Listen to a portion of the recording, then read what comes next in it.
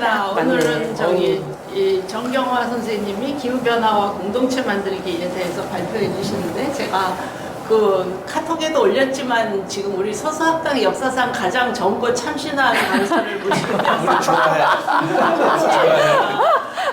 이제 우리 이 동네 대강 한 바퀴 돌아왔었거든요. 그러니까 이제 이 참신한 뭐랄까 후배급들을 모셔다가 강의를 좀 들어볼까 합니다. 그 첫 번째 주자로 정경화 선생님의 얘기를 듣겠습니다. 네, 반갑습니다. 반갑습니다. 저희 제가 사실 전공이 이런 쪽은 아닌데 제가 최근에 이런 쪽에 관심이 높아져가지고 이쪽으로 좀 제 공부랑도 연결시키려고 노력하고 있고, 그 다음에 마침 제 친구가 자기 철학과 교수인데요. 그 친구가 동문회 모임을 그 학과에서 되게 열심히 하는 학과인 거예요. 1년에 한 번씩 철학과 동문들을 모아서 강연을 한 번씩 하라고 하는 그런 학과였는데, 거기에 저를 이제 강연자로 초청을 해 주셔가지고, 그러니까 동문이니까 이제 대중이 모이는 그런 모임인 거죠. 그래서 대중한테 이제 좀 이렇게 낮춰서 대중들이 이해할 수 있는 그런 쉬운 내용으로 해달라고 해서, 그때 마침 또 제가 준비했던 내용도 있고 해서 그 내용이 기후변화와 공동체 만들기였는데, 그 중에서 오늘 시간이 생각해 보니까 공동체 만들기는 제가 존 듀이라는 철학자의 Great Society, Great Community라는 위대한 공동체 이렇게 표현하기도 하는, 번역하기도 하는, 저는 great을 위대한이라고 얘기하면 안 된다고 생각하는데 그냥 큰이라고 얘기해야 된다고 생각하는데, 그 내용하고 이제 결합해서 발표했던 내용인데, 제가 오늘 보기에 시간도 그렇고 존 듀이 얘기까지 하기에는 좀 너무 과하고 좀 그렇다라고 생각해서 제가 오늘 발표의 제목은 이렇지만 초점은 그냥 기후변화에 대해서 우리가 조금 상세히 좀 알고 넘어갈 필요가 있다, 이렇게 생각이 돼서 거기에 이제 초점을 맞춰서 제가 다음에 공동체는 다음에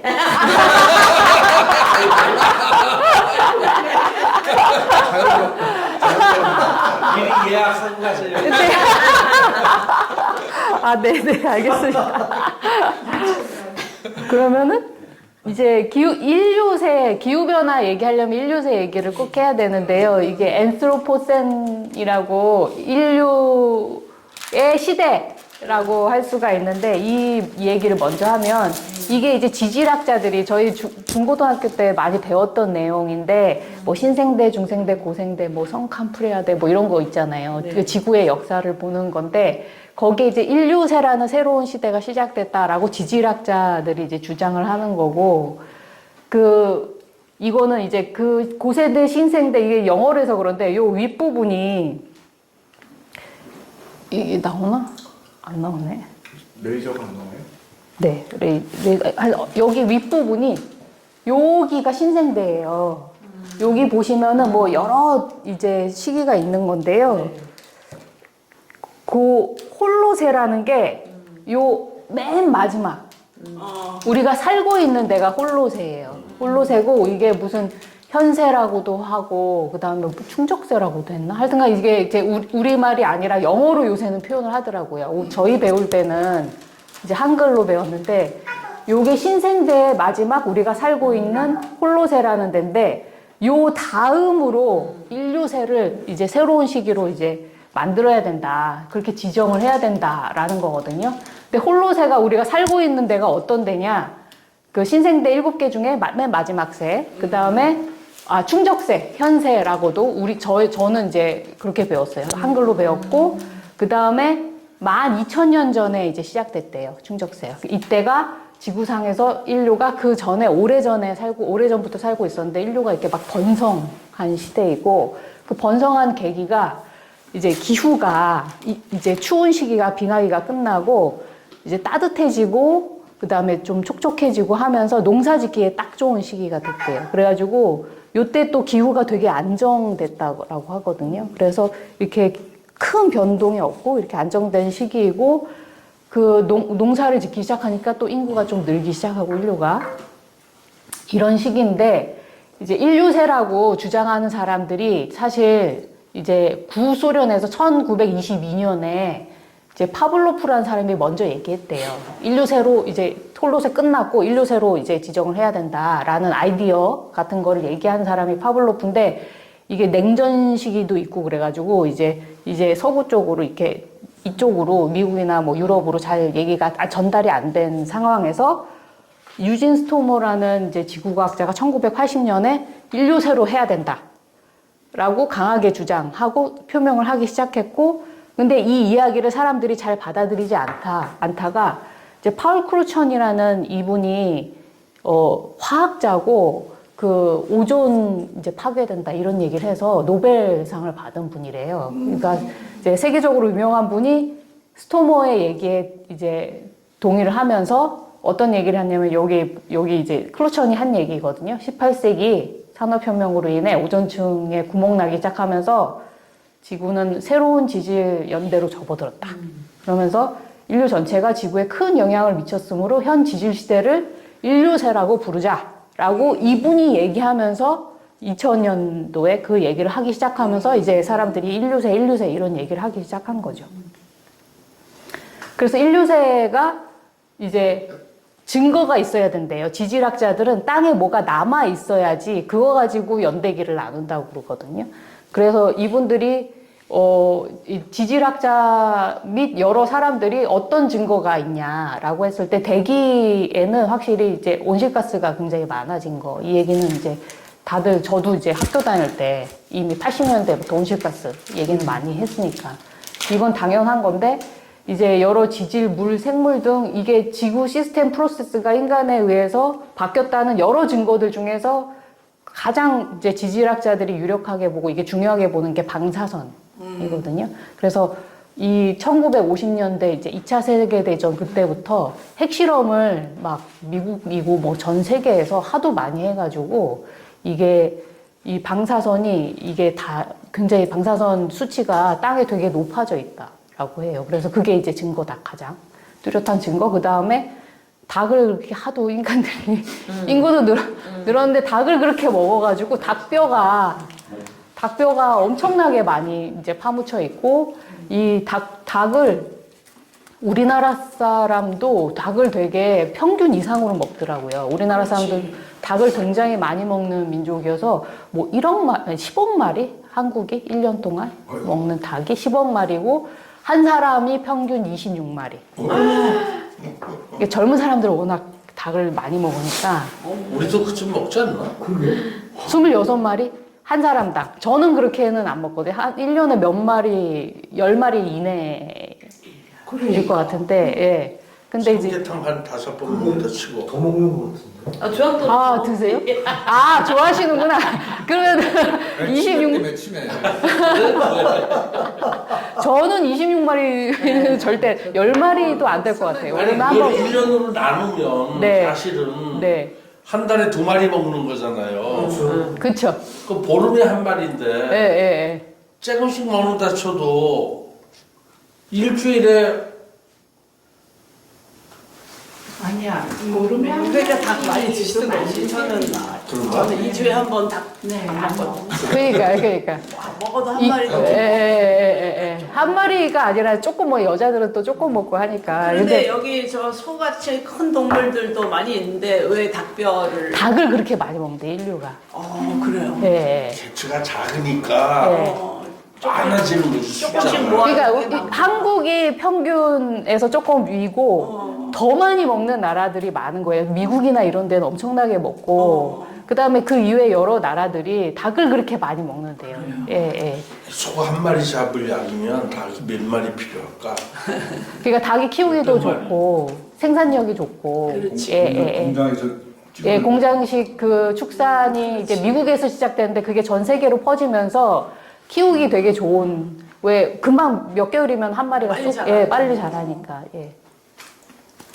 그리고 이제 전자폐기물, 이걸 이제 뭐 테크노포실이라고 하는데, 그러니까 뭐 핸드폰, 컴퓨터, 뭐 여기 뭐 TV 뭐 이런 거, 이런 게 뭐 1년인지 하여튼 1년에 한 사람이 그러니까 전 세계 인구로 생각했을 때 8kg인가 버린다고 그러더라고요. 근데 이제 그게 평균이고, 예를 들면 우리나라 같은 경우는 굉장히 많이 벌어요. 많이 벌죠. 예.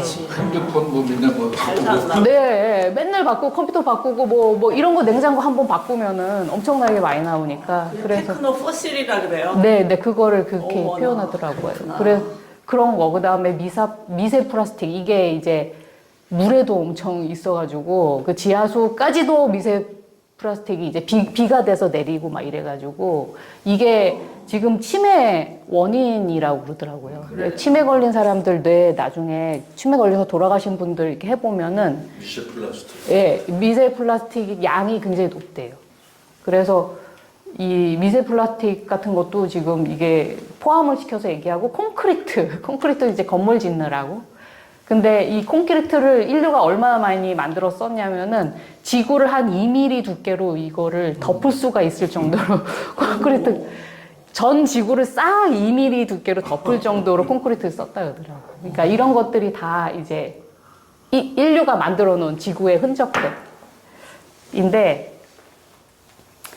이 시작점에 대해서는 사실은 지금 증거들은 다 50년대 증거거든요. 50년대 이후 증거들인데 이제 이 특히 온실가스 때문에 18세기 산업혁명부터 인류세 시작됐다 이렇게 주장한 사람들이 있고 그 전에 농업혁명 아까 얘기했던 홀로세에서 농업을 굉장히 많이 시작하기 한 그 시점부터 봐야 된다. 아주 옛날부터 봐야 된다. 이렇게 얘기한 사람도 있는데 그런 사람들은 극소수고 대부분의 사람들은 이제 1950년대부터 인류세가 시작됐다라고 봐야 한다. 이런 얘기들을 하고 있어요.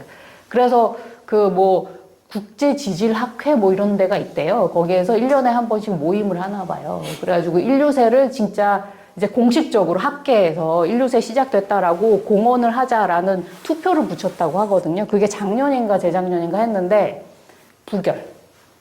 이제 부결은 됐는데 그래도 그 학회 회의 결과 이제 발표하기로는 인간이 지금 기후변화를 일으키고 있고 새로운 시대로 이제 가는 거는 맞다. 근데 그거를 딱 인류세라고 선을 긋기에는 이제 그 지질학자들 사이에 의견이 갈린 거예요. 그래서 투표를 했지만 부결을 했지만 어쨌든 인류세라는 용어들은 그냥 사람들이 계속 쓰는 용어. 그래서 이 1950년대가 특히 중요한 게 이게 2차 대전 후에 이 그래프가 요렇게 된 그래프가 이게 이제 대가속이라는 이제 표현을 하거든요. 요게 이제 결정적인 게 요때부터 인구가 여기 지금 인구고 이 보라색은 증가율이래요. 증가율이고 요 인구 파란 이게 이제 채워져 있는 이 파란 곡선이 중요한 건데 인구가 이제 한 점점점 조금씩 이제 늘기 시작했는데 그 1800년부터 조금 이제 가파르기가 빨라졌고 그 다음에 이제 결정적으로 여기가 1950년대거든요. 2차 세계대전 이후에 이때 이제 인구가 이렇게 이제 갑자기 급가속돼가지고 이 곡선을 이제 하키 곡선? 하키 스틱 모양이라고 해서 하키 스틱 곡선이라고 하는데 이제 이런 시대가 왔다는 거죠. 1950년 이후에. 저 끝에 네. 아까 그 끝에는 네. 완만해지기 시작하는 징조인가요? 여기요. 예. 예. 증가율이 그러니까 확 하다가 이제 천천히 이제 여기 현상 유지 상태? 지금 그렇게 지금 우리가 네. 이렇게 계속 가진 않고 지금 근데 밑에 보면 2100년이라고 되어 있는 거예요. 네, 맞아요. 2050년. 근데 지금 최근에 이렇게 이 속도로 늘고 있지는 않대요.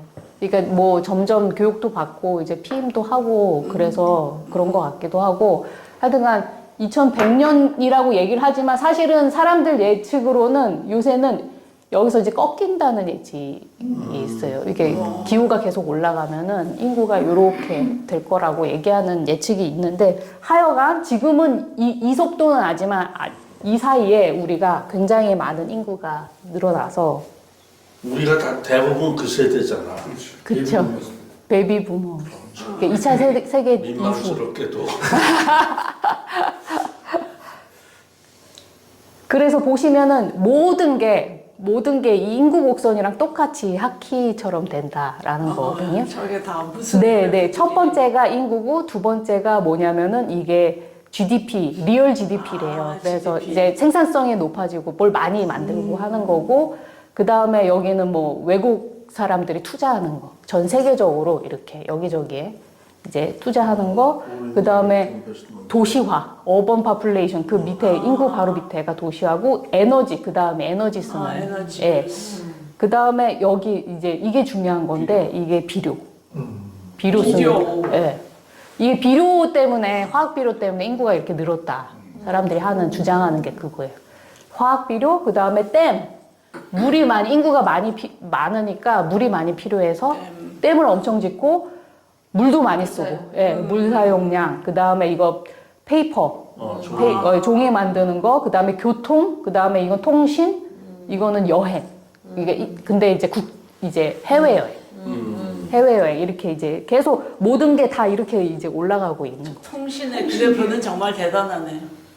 네, 제일 가파르죠. 최근에 와서 완전히 최근에 이제 인터넷이랑 뭐 핸드폰이랑 이런 것 때문에 이제 오지에서도 핸드폰으로 이제 맞아요. 예, 그렇죠. 한다고 그러더라고요. 예.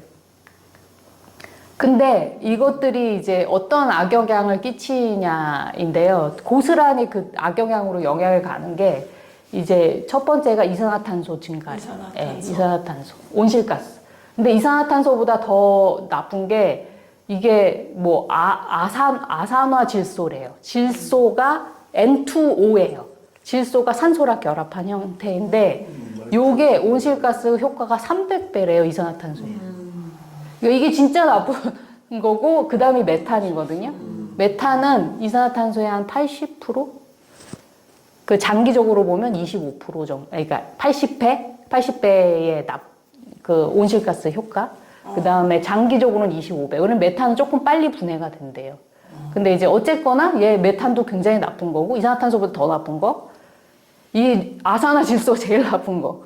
이렇게 되는데, 이것 때문에 뭐 오존이 뭐 파괴가 되고, 그 다음에 이제 온도, 지구 표면 온도가 올라가고, 그 바다가 산성화되고, 그 다음에 물고기도 엄청 많이 잡고, 그 다음에 이게 그 새우 양식이 올라가는데, 새우 양식이 얼마나 나쁜 거냐면은, 새우가 요새, 저는 옛날에 새우 되게 냉동새우도 비쌌거든요. 근데 요새 진짜 싸요. 엄청 싸고, 뭐, 새우볶음밥 오늘도 시켜드렸는데. 새우가 많이 들었어요. 옛날에 진짜 조금 들었는데, 새우볶음밥이 그게 베트남에서 다 수입이 되거든요. 근데 새우 양식할 때, 그 맹그로브 숲이라고 바다에서 나무가 자란 걔가 탄소 흡수율이 굉장히 높대요. 근데 그거를 싹 베고 거기다 새우를 양식하고 새우를 양식하면 한 3, 4년 정도 양식을 할 수 있대요. 그러면 오염이 돼서 더 이상 양식을 못 한대요.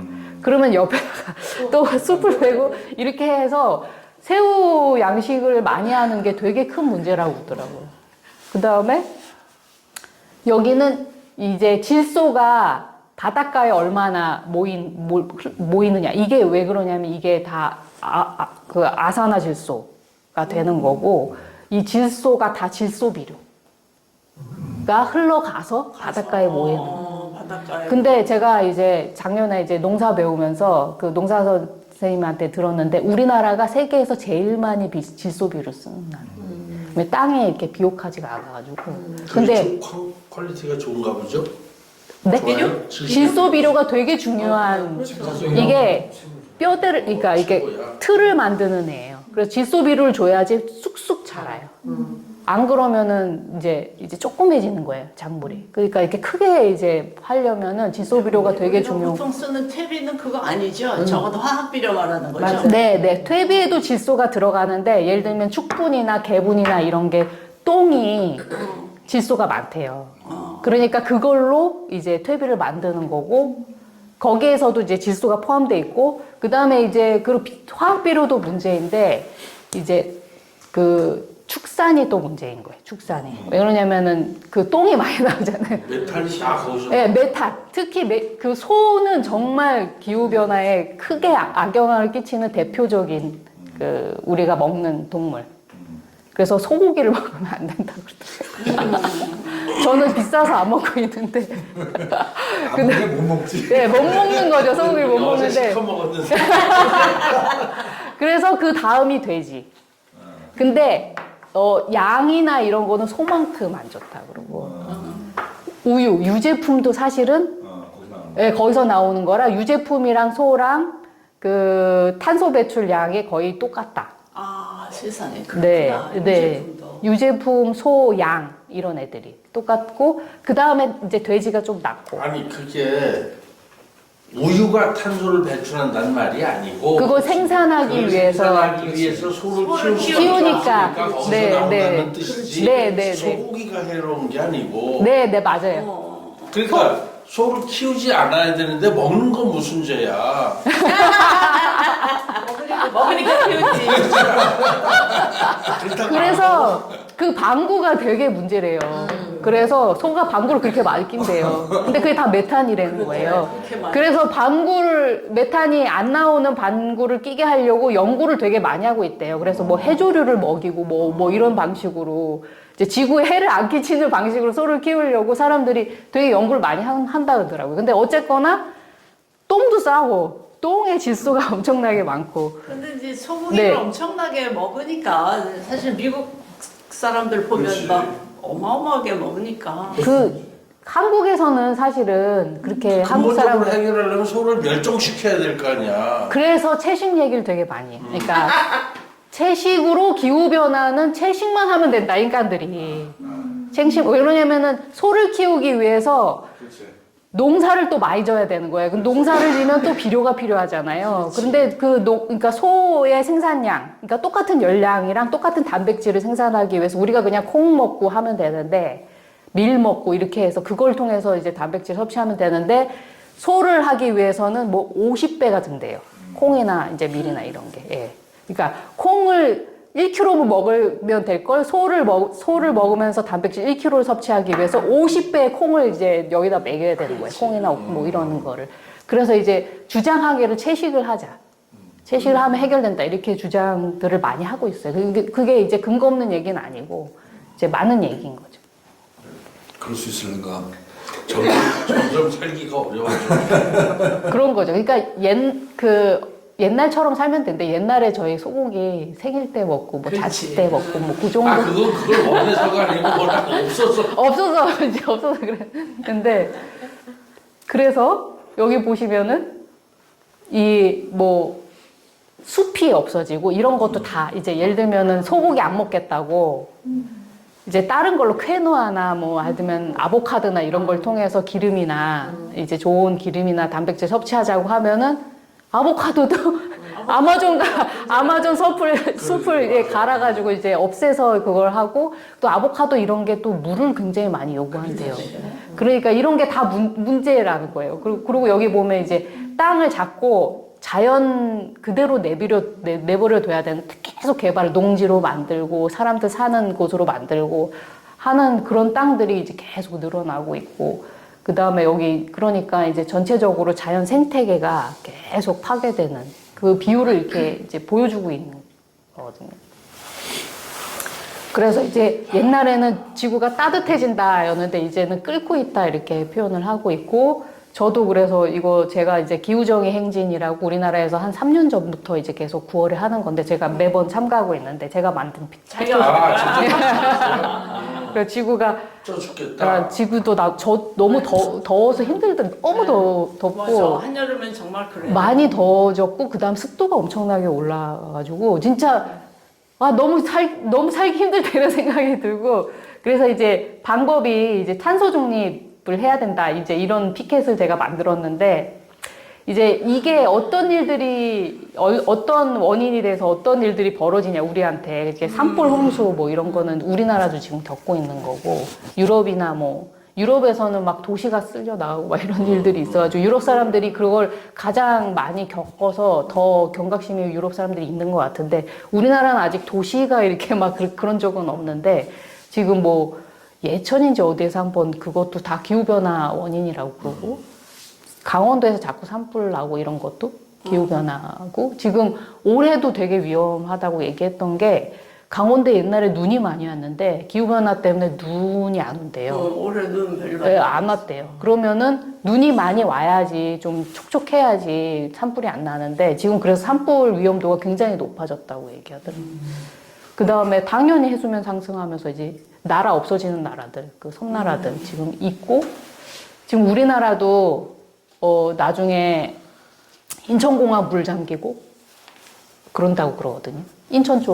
인천공항이 되게 이게 낮나 봐요, 지대가. 그래서 공항 물 잠기고 그런다는 얘기가 지금 있어요. 그 다음에 전염병도 당연히 이렇게 되면은 빈발하고, 그 다음에 이제 온갖 사회 문제들. 그러니까 제가 이게 기후변화 관심 가지면서 업계동무에서 한번 이런 관련된 행사를 해서 그분은 해양수산원인가 어디 연구원이 오셔가지고 발표하신 적이 있는데 그분이 어떤 얘기를 했냐면은 이제 기후변화가 심각해지면은 사람들이 살 수 있는 땅 자체가 중위도밖에 안 된대요. 왜냐면 그러니까 기후가 되게 극단적으로 변하면서 극지방은 추워서 못 살고, 그 다음에 뭐 다 높고, 지금 영구동토 위에 올라가서 살고 있는 사람들이 있는데, 집도 짓고 뭐 거기서 도시 만들어서 살고 있는 사람들이 있는데, 거기가 다 녹아서 지금 집들이 막 이러고 있대. 그러거든요. 그러면 이제 내려와야 되는 거예요. 그런데 내려와야 되고, 극지방은 또 너무 더워서 못 살고. 그러니까 이제 중위도로 사람들이, 전 세계 사람들이 모여 살 수밖에 없는 때가 온다. 그러면은 이제 이주 문제. 이제 다른 나라 사람들이 더 많이 한국에 이제 중위도니까 우리는 이제 살아서 그런 갈등, 여러 가지 문화 갈등이나 뭐 이런 게 생길 수밖에 없대는 거예요. 그 다음에 이제 기후정의 문제는 이제 선진국에서 중위도 사람들이 계속 그 오랫동안 이렇게 온실가스를 배출해서 이 문제가 생겼는데 가장 극심한 피해를 받는 사람들이 가난한 사람들이라는 거예요.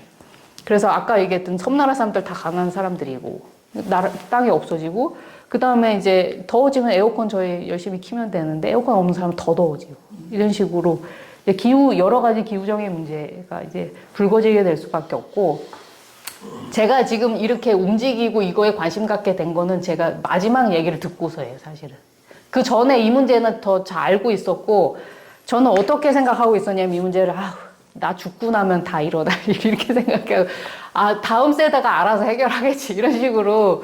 저는 되게 좀, 원래 환경 문제 관심이 많아서, 옛날부터 환경 문제에 대해서는 제가 이제 그걸로 뭐 박사 논문도 쓸까 그 생각도 했었었거든요. 심지어는 그런 사람이어서 그런 걸 정보를 많이 알고 있고 이게 심각한 문제라고 알고 있었지만은 너무 이제 미루고 싶은 문제여서 사실은 다음 세대가 알아서 하겠지라고 생각하고 있었는데 제가 이 얘기 듣고는 이제 이거는 지금 일어나고 있는 일이구나라고 해서 이제 대멸종 얘기를 하고 있는데 그게 뭐냐면은 다 죽고 있대요, 지금. 생물들이. 모든 생물들이 인간 때문에 막 죽어나가는 애들이 너무 많고, 이제 결국은, 이제 이 대멸종이라는 게 아까 뭐 공룡도 죽었고, 뭐 하여튼간 이제 한꺼번에 기후나 뭐 아니면 뭐 여러 가지 급변하는 어떤 환경 때문에 싹 다 죽어나가는 거거든요. 근데 이제 그 다수종이 살아남은 적이 한 번도 없대요, 여태까지. 인류 역사상 뭐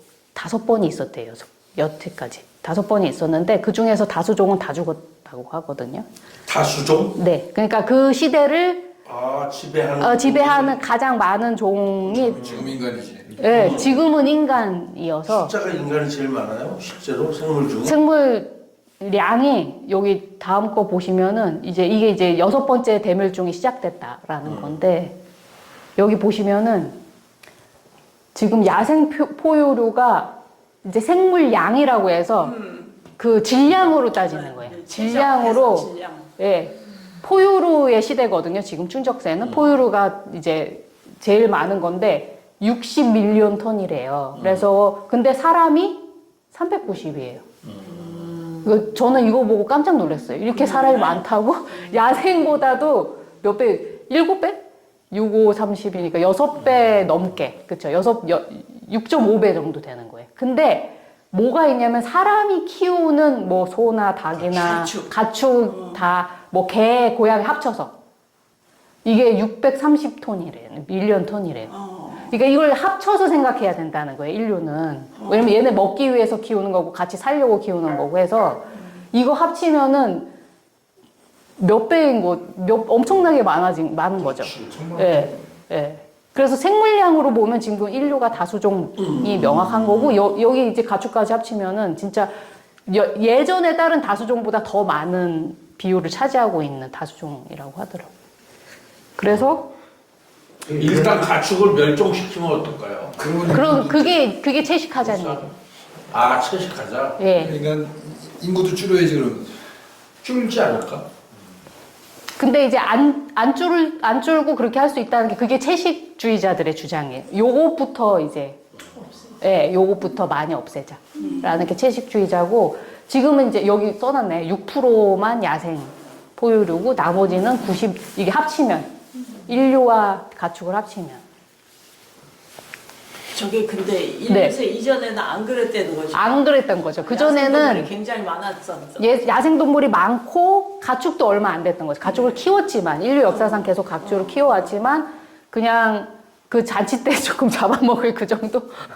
그 정도였죠. 뭐, 왜 마을에서 잔치가 있으면 돼지 잡고, 뭐, 소 잡고 해서 그냥 국 끓여 먹고 막 요 정도였잖아요. 그럼 이제 그 정도였던 거죠. 근데 지구 전체 역사상 아까 말씀하시는 도미넌트 스피시스가 5번이나 죽었다며 다 멸종됐다면서요. 네. 이제 저 종도 곧 멸종되겠네. 그 얘기가 6번째 멸종이라는 얘기가 그 얘기예요. 지금 시작됐다라고 얘기하는 거예요. 오케이. 왜 그러냐면은 우선은 야생 포유류부터 보내고 있고 우리가. 왜냐면 아까 그 자연 초지나 이런데 숲이나 이런 걸 다 파괴하면서 뭐 코끼리도 뭐 살 데가 없고 뭐 무슨 호랑이도 없고 막 이거 이제 늑대도 없고 뭐 무슨 해양 생물도 다 죽였대 사실. 네, 예, 해양 생물도 엄청 죽였다고 하더라고요. 그게 이제 이렇게 오염시키면서 바다를 저희가. 그래서 이제 시작이 됐다. 싹 다 죽이고 있고 지금 마지막 우리가 남은 건데 우리가 죽을 차례다 이렇게 얘기하는 게 이제 대멸종. 나는 100% 동의합니다.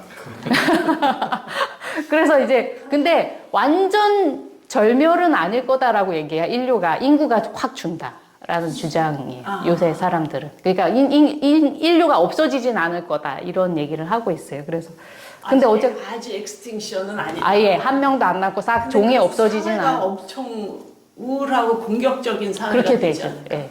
아까도 얘기했듯이 중위도로 몰려들고 그러면은 갈등도 많아지고 비좁아지고 그러면은 뭐 지금 우리나라가 지금 사실은 출산율 많이 떨어지고 하는 거가 사실은 그런 이유가 있잖아요. 경쟁이 심화되고 지금 살기가 안 좋으니까 그런 건데 이제 그렇게 되는 거죠. 점점.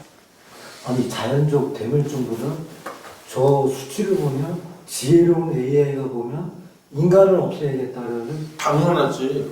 자연 멸종이 아니라 AI 때문에 인간이 다 죽어나갈 수 있거든요.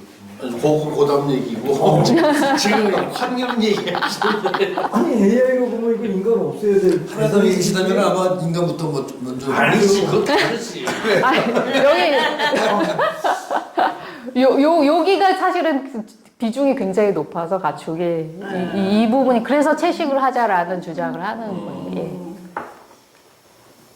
그리고 이제 인류세를 그러면 대하는 두 가지 접근이 있는데 앤스로포센트리즘을 주장하는 학자들이 있고 그다음에 포스트 휴머니즘을 주장하는 학자들이 있는데요.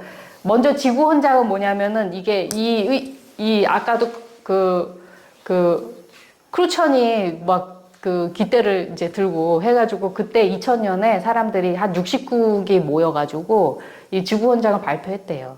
60개국 사람들이. 그래서 이제 우리는 이제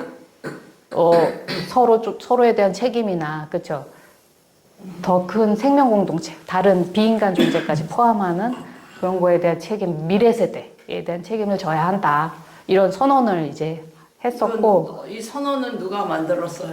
그 60개국이 우리나라는 안 들어갔던 것 같고 뭐 인도나 뭐 이런 사람들이 뭐 국가 대표라고 하는 사람들이 모여서 지구 헌장이라는 걸 만들면서 이제 기후 변화에 대응하자 이런 이제 이게 그래서 이제 홈페이지가 아직도 유지가 되고 있어요.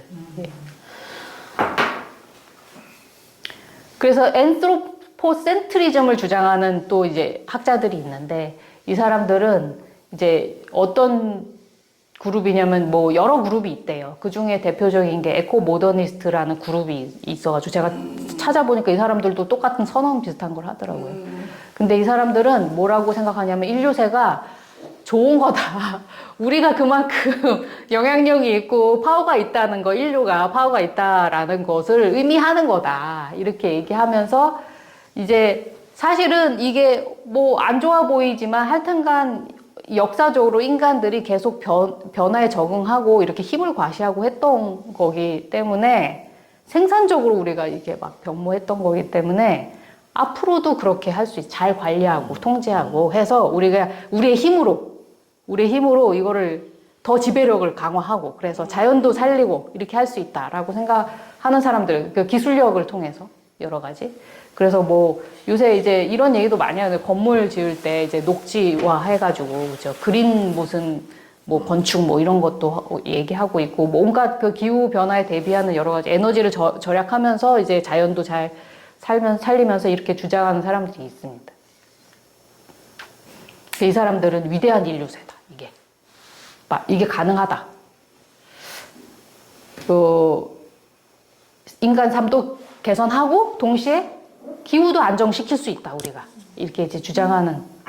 그래서 자연 보호한다. 이런 얘기를 하는 사람이고 하는 그룹이 있고 이제 포스트 휴머니즘적인 접근은 조금 달라요. 이거는 이제 휴머니즘이 인간 중심의 인간이 이렇게 자연을 잘 통제하고 막 지배하면서 살았던 사람들인데 포스트가 붙으면 이제 그 후 혹은 그거를 넘어서야 된다. 다른 방식이 대안이 있어야 된다라는 의미인데 이제 휴머니즘 시대를 끝났다고 생각하고 새로운 어떤 방식으로 그래서 요새 전환 이런 얘기 되게 많이 하거든요. 옛날에는 뭐 환경주의 그 다음에 생태주의 이랬는데 요새는 생태 전환을 꼭 붙여요.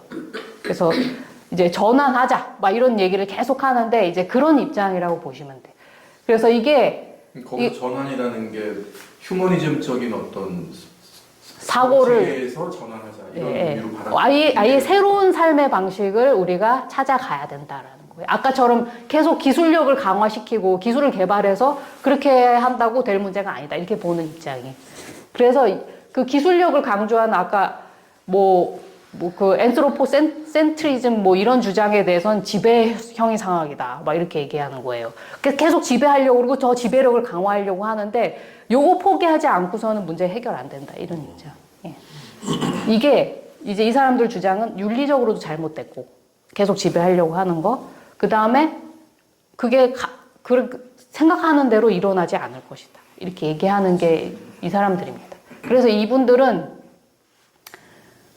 인간의 힘과 의지로 자연과 모든 비인간 존재, 요새 그런 표현을 되게 많이 쓰거든요. 인간 이외의 다른 존재를 옛날에는 존재로 보지 않았는데 똑같이 같은 이제 수평선 위에 인간 지구 위에 사는 존재, 나머지도 이제 이렇게 얘기하는 건데 자연 환경과 모든 비인간 존재를 인간의 요구에 맞게 통제하고 변형할 수 있다는 확신. 이건 안 통한다. 이게 이제 포스트 휴머니즘이에요. 주인이 아니라는 거지 인간이 그죠? 네, 주인은 아니고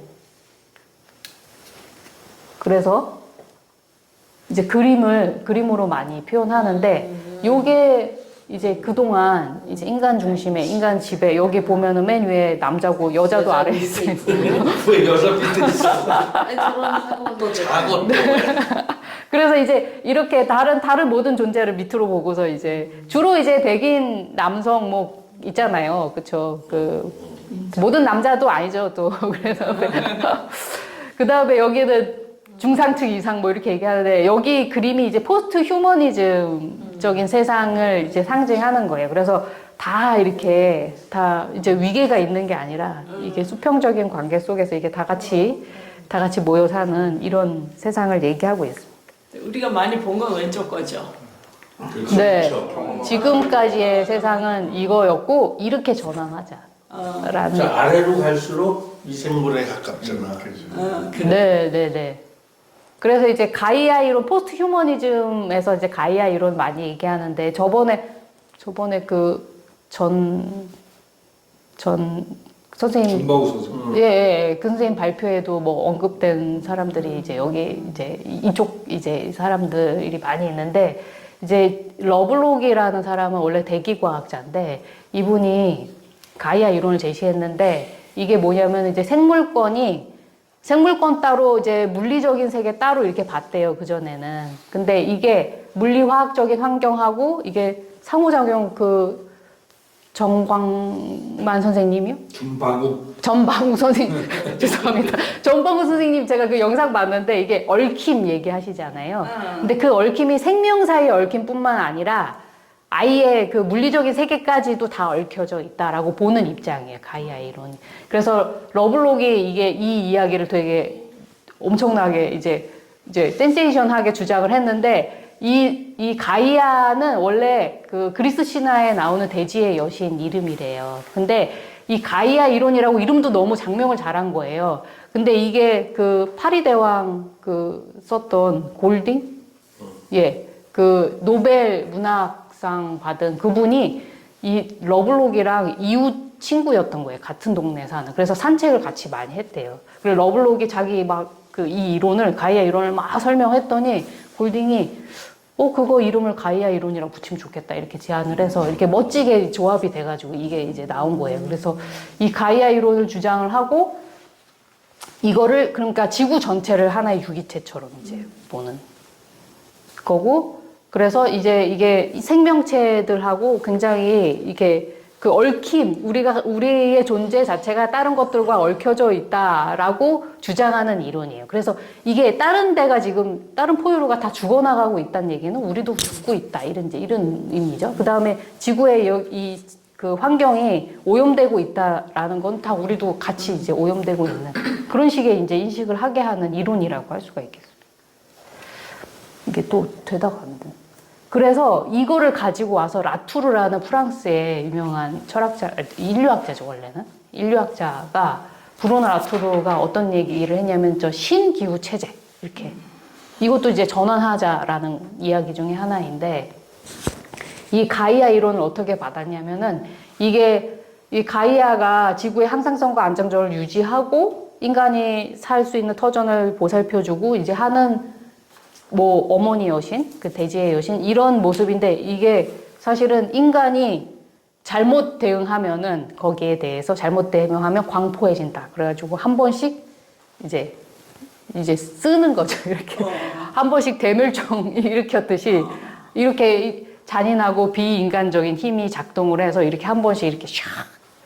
그래서 레짐이 되는구나. 네. 그런 묘사로 이제 그렇게 라투론을 가져와서 이제 얘기를 하는 거예요. 그래서 우리가 이렇게 계속 이런 식으로 살면은 이렇게 한 번씩 가이아가 이렇게 광포해지면서 싹 쓸어갈 거다. 이제 그러니까 이 무분별한 활동을 이제 이 정도로 몰고 가면 안 된다. 이런 얘기를 하고 있는 거고, 그래서 지구 자체를 이제 그런 어떤 그 라투르는 행위자성 이런 얘기를 하거든요. 그래서 에이전트 이런 얘기를 해서 모든 존재가 인간뿐만 아니라 인간의 존재가 다 다른 사람한테도 영향을 받고 우리가 영향을 주기도 하지만 이렇게 연결된 걸로 이제 얘기를 하는데 지구도 그렇다는 거죠. 지구 전체. 다른 생물뿐만 아니라 모든 것, 물리적인 환경까지도. 그래서 이게 수동적이지 않다. 나머지 것들이. 인간의 집단적 행동에 반응하고 능동적으로 이제 대응을 하는다. 이렇게 이제 얘기하고 있습니다. 그래서 그거를 인식을 해야 된다, 우리가. 그게 이제 더 뉴 클라임 레짐 이렇게 얘기하는 거예요. 이게 라투르의 주장이고요.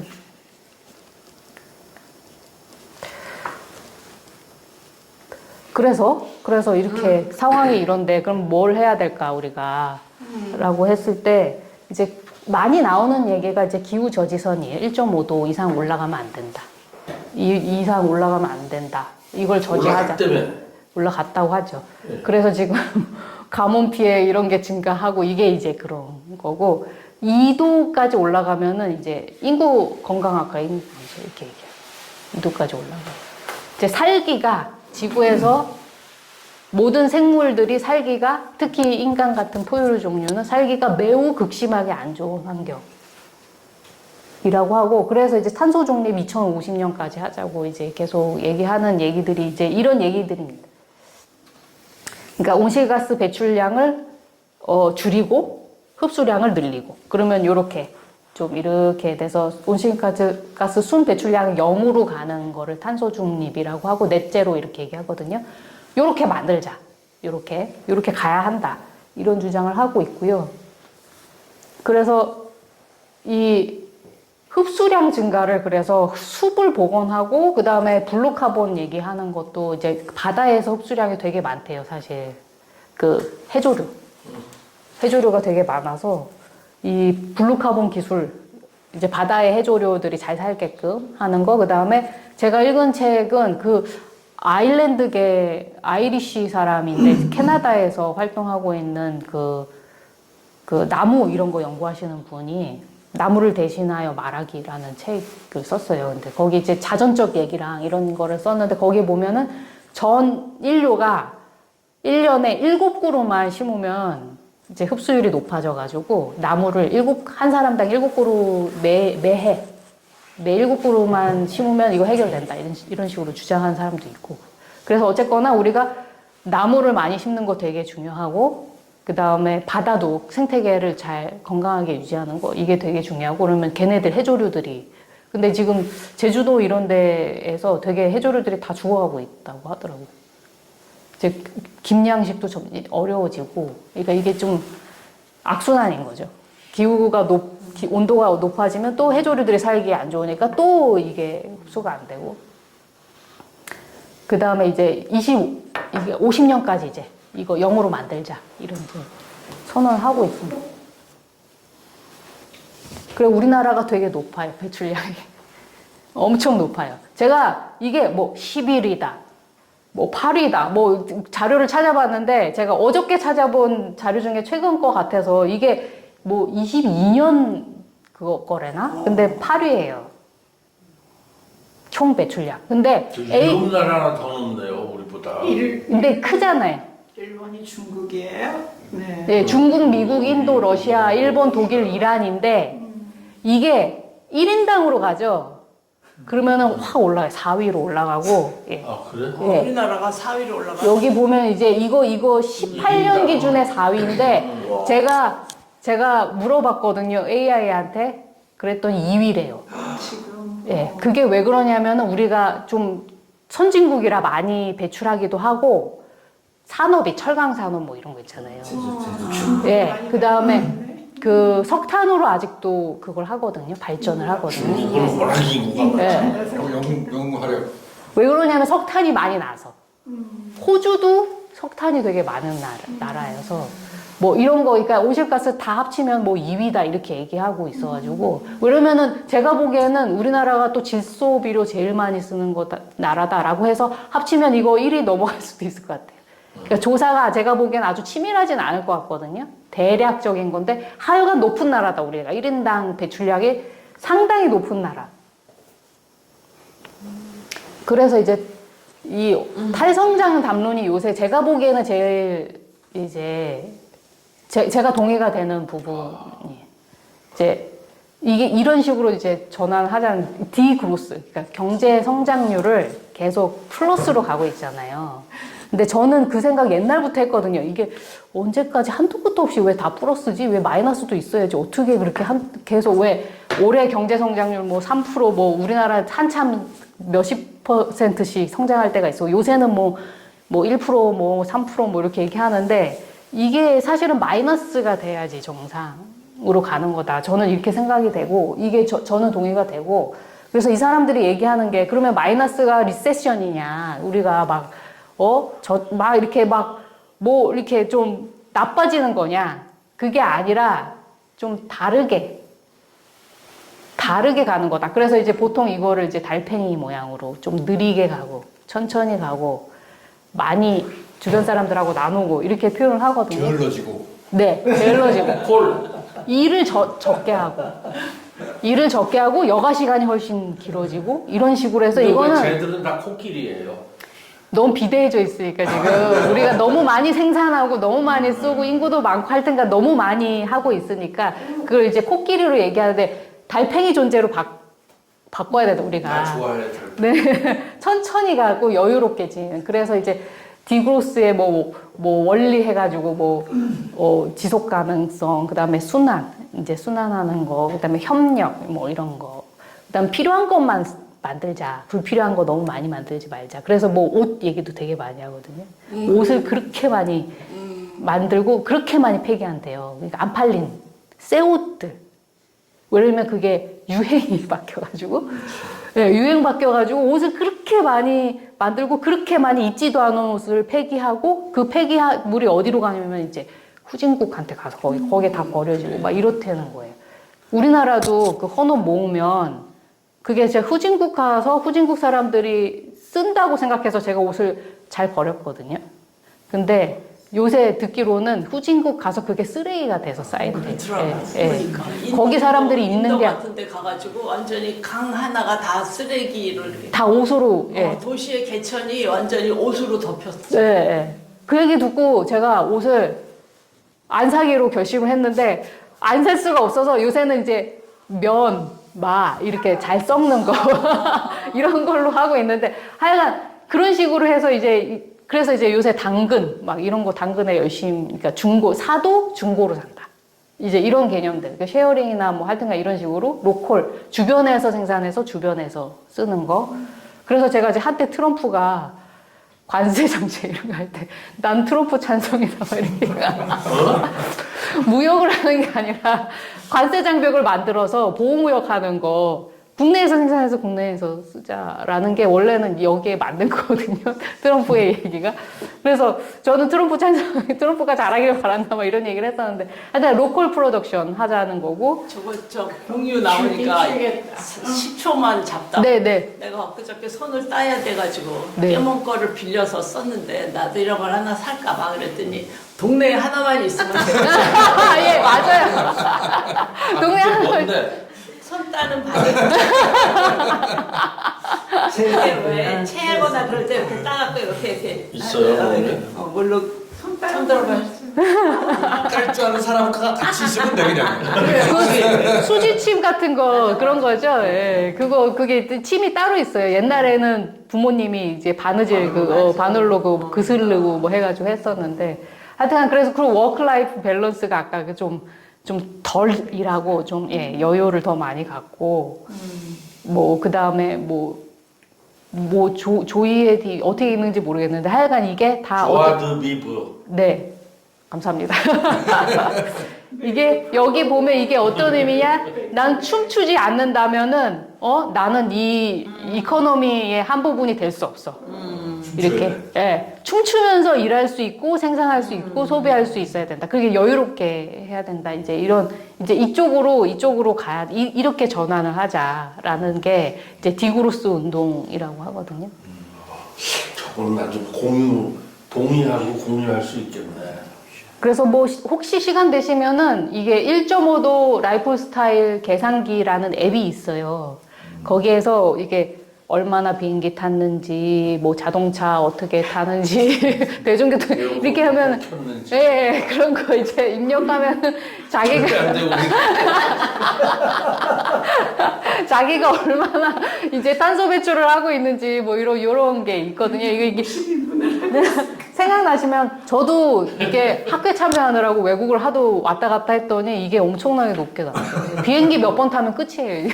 그래 비행기가 재밌죠. 비행기가 문제가 되더라고요. 여기까지.